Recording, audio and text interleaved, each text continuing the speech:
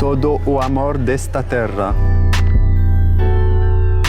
It's a book about the life of my mother, Mbarka.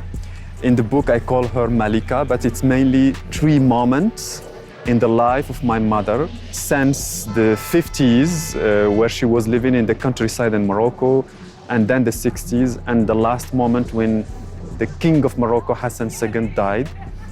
It's a book about how a Moroccan woman from low life, from poverty, resisted not only the French colonialism, but also the Moroccan society, the Moroccan power.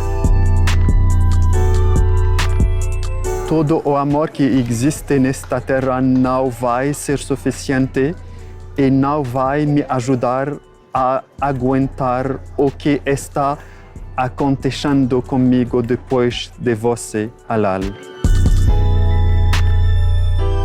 The resistance is happening all over the place.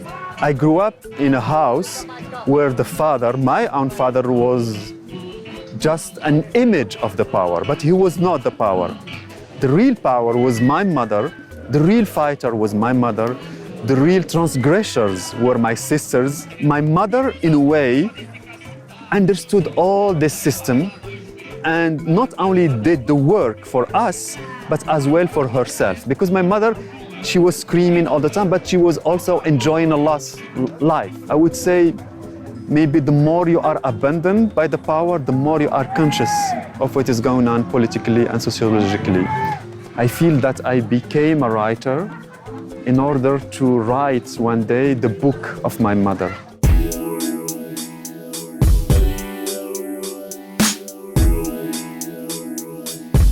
I felt, and I still feel that, I have enough knowledge, enough stories, enough beautiful things and sad things that I could put into literature. And I think literature and writing in general is here to make something small bigger, wider, speaking to much more people. And you choose very carefully the stories you put in the book and what they are going to talk about, symbolize. So I feel that my style as an author is coming from my sisters, from my mother. My sisters were like divas, superstars. My mother was like a big dictator, trying to help us to survive and to have food. So I feel that in my voice, as a gay Moroccan, there are the voices of my sisters, of my mother, of the prostitutes in the neighborhood I was living in. So I am, until now, only interested in putting the voices in my books. Not only mine, the other voices too.